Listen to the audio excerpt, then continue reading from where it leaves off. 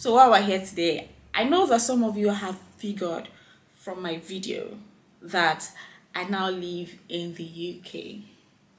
So OGs know that I used to live in Ireland, actually Dublin in Ireland, but then I moved to the UK somewhere about a year ago. I'm going to give you the advantage of living in Ireland and the advantage of living in the UK from what I've seen in the past 1 year. I think 1 year is a long time to know if you like a place, right?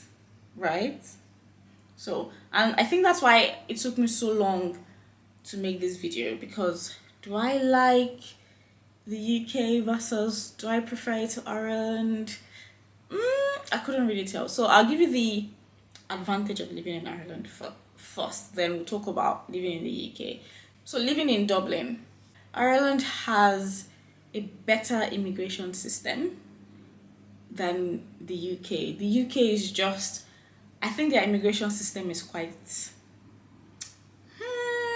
chaotic. Before you come at me for saying their immigration system is quite chaotic, I know it's a system, but sometimes systems don't have to be so hard. It's not my country, so I'm not going to complain. I know I'm an immigrant there, but I'm not complaining. I'm just comparing. Now with Ireland, you just have to get a job. When you get a job, if they're willing to sponsor you, then you'll be sponsored. They just have to apply. You're on their visa. There's no need to pay for COS. There's no need for certain things. While we're talking about COS, I think the amount of money the UK makes immigrants pay when it comes to immigration can be ridiculous sometimes, because why is the immigrants themselves paying about 500 ish just because an employer wants to employ me? Fine, given that the immigrant the company may reimburse this person, but it's not always the case. So I just think it's quite expensive. Today they're changing this rule, tomorrow they're changing this rule. It's almost like they don't have a clear view of what they want to do concerning immigrants yet. So the systems are just in place. Like, it feels like you can never just be too comfortable in the UK, as in they could just go, oh, if you're earning below 30k, you cannot be in the UK. It feels like you always have to be on your toes. But in Ireland, that's not the case. It's, if you're working for a company, you're working for the company. All you have to do is renew your work permit, well, every year. That's the downside. As an immigrant or somebody working in the healthcare, Ireland is actually a better place to be, because Ireland is in the EU. Ireland has a more stable immigration system, unlike the UK, where the immigration policies are changing every time. So now, one major thing that is very important to me, I think mostly I'm talking in the regards of being an immigrant, is that if you're a skilled worker, I'm very sure immigrants know this. If you're a skilled worker, i.e. like an accountant or somebody in the healthcare sector or a tech person, you get your permanent residency in 2 years after you've been employed by that company. But the UK is a longer route to get your permanent residency. You get a permanent residency in 5 years. So it's more like you're slaving away for 5 years, and it's not worth it. If Ireland is giving you your permanent residency in 5 years, and after 5 years I don't have to stress, I only need to wait 3 years and then I can apply for my citizenship.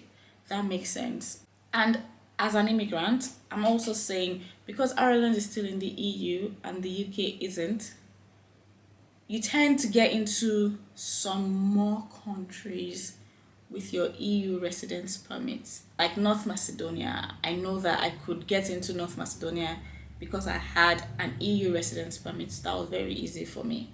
And like we all know, if you have an EU passport, or like you have an EU, there are things an EU residence permit or an EU passport would obviously give you that the UK passport would not give you. So I would have preferred to continue living in Ireland than moving to the UK. Also, my brother is in Ireland. Is that a plus? I don't know. In Ireland, when I used to live in Dublin, whenever I had to apply for visas, like the Schengen visa, all I had to do, especially like countries like Portugal, Estonia, Belgium, Italy, would usually go directly to the embassy. Like, this is not applying through a visa application center. This is going directly to the embassy. I'll give you a scenario in Portugal. I knew I had less than 3 months left in my residence permit, and it was like the rule says that you need to have 3 months left to apply for a visa, but I had less. So I went to the embassy, like, okay, I just want to know what they would say. And because I was directly talking to the visa officer, she was like, yeah, we'll only be able to give you a single entry visa for 6 days. And I was like, no, I don't want it. I'll go and renew my residence permit and I'll come back. And she was like, yeah, you can do that. So the ease of doing that, you see, that particular thing is so important to me. The fact that I can go and face the embassy person and tell them, how many months do you want to give me? They're like 6 months. I'm like, yeah, cool, I'll go with that. How many years do you want to give me? Like 1 year. Cool, I'll go with that. I've preferred doing that than the VACs in the UK. Like, hustling in the VACs in the UK is the ghetto. It is the absolute ghetto. It is so stressful. Still on Ireland, for my kind of job, the equivalent of the job I do in the UK pays less for the kind of job I do in the UK versus if I was staying in Ireland. I would comfortably be getting about 20,000 euros more if I was in Ireland than living in the UK. But then I have my reasons for moving, which I don't think that's what we're here for. Keep it short and simple. With Ireland, if you're living in Ireland, you're working and you lose a job, because your work permit is up to a year, you can still be in the country legally for about, let's say you lose your job in February, you have up until December to renew your work permit, or whenever you have on your residence permit to renew it and then continue. But the UK has a rule where if you lose your job that's keeping you in the country, then you have to leave the country within 3 months, which is not fair. So, but what can we do? Another important one in Ireland, you know how the immigration part has changed for, bringing your spouses on a work visa. You can't bring your spouse on a student visa. That has always been the rule. But bringing your spouse or your children on a work visa in Ireland is just like, it's just very easy to do. If you're traveling, you don't have to spend loads and loads and loads of money on COS, on health insurance, on all of that to bring your kids along with you. You just need to pay the visa application fee and you can bring your kids. Like, that just helps you save loads of money, because it just feels like the UK immigration system is just out there to take and take and take and take. And like literally hold your neck and keep taking from you. Now, let's come to living in the UK. The reason I've liked living in the UK is a lot of my friends are here. Like, most people move to the UK for obvious reasons. Most people move to the UK than to Ireland. So a lot of my friends are here. It's just easier for me to see my friends here. And then flights, very important to me. The UK has loads and loads and loads of airports. Like, Ireland probably has 3 airports and one major one in Dublin. But the UK, you can talk about London Heathrow, London Gatwick, you can talk about Manchester, you can talk about Leeds, Bradford, you can talk about major airports that you can fly from and to. And as an avid traveler, this is like an immediate yes for me. So also, the UK has a better transportation system. I complain about the UK train system a lot, but they still have a better transportation system than Ireland. Ireland is a country of 5 million people-ish, so it's understandable. But then, because there are a lot of black people in the UK, you get to have like more African food, you get to have more African parties, so you don't get as homesick as you would, because they're like more things that look like home. Like, you could get into a particular city, let's say Hull, and you can see people that look like you everywhere in Hull. When I first moved to the UK, because I'd been in Dublin for 2 years, I'd never been to the UK while I was in Dublin. Immediately I got out of the train station into Hull, it was like a shock. Did I mistakenly land in Lagos? Because there were so many black people everywhere. But in Dublin, I used to walk about 40 minutes to school and I'll probably not see a black person at all. Like, there are black people, to be fair, yes, but they're not as rampant as you'd see them in the UK. So I think there's a sense of home when you're in the UK compared to when you're in Ireland. But now, leaving immigration and all of that, when it comes to like healthcare, finances, and loads and loads of some other things, I think the UK has more structure. Like, there's a direction in healthcare.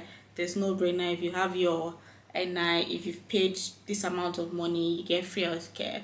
In Ireland, you can still get a few hiccups, like, do you have an insurance? Do you have this? Do you have that? So those are the only things that can come to my head when it comes to comparing living in the UK versus living in Ireland. If you talk about the weather, because they're so close to each other, I would typically say that the weather is the same thing. I don't see loads of difference in the weather in Ireland versus the weather generally in the UK. It's wet and gloomy in the UK. It's wet and gloomy in Ireland. Whatever weather you can think about in the UK is also what you would get when you're in Ireland. One thing in Ireland is, maybe it's me or maybe because I was living in Dublin, but there's a lot of attention taken away from other cities like Limerick and Galway and Donegal and a lot of other cities outside of Dublin. It feels like everybody's living in Dublin. And because of that, rent is very expensive in Dublin. But then I think it's comparable to what you will get in London. But when it comes to the UK, you get other big cities. You get London. There is London in a class of its own, but you also get other big cities like Manchester, like Southampton, like Coventry, like Birmingham. You get other big cities that would equally assure you of the living in a city vibe. So I would honestly just say the UK has a bigger economy for immigrants generally. Obviously, it's a bigger country, it's bigger than Ireland if you're thinking in terms of opportunity. But then you can also get the same opportunities in Ireland, but they would not be as many, in my opinion. That's what I think. Feel free to tell me what you think in the comments. If you think the UK is not giving you what you want anymore, if you think you're done with the UK, you can always think about Ireland as an alternative. I know there's some people that are subscribed to my channel that have lived in both places. Tell me what you think. Would you rather live in the UK or would you rather live in Ireland? For me personally, can I have both? Can I have like a little bit of, mix matchy here and there? Can I have both maybe? I've come to the end of this. If you have any questions, ask me in the comment section. And don't forget to subscribe to my channel. Yes, you that is watching this and you've not subscribed to my channel, don't forget to do that. Okay, bye.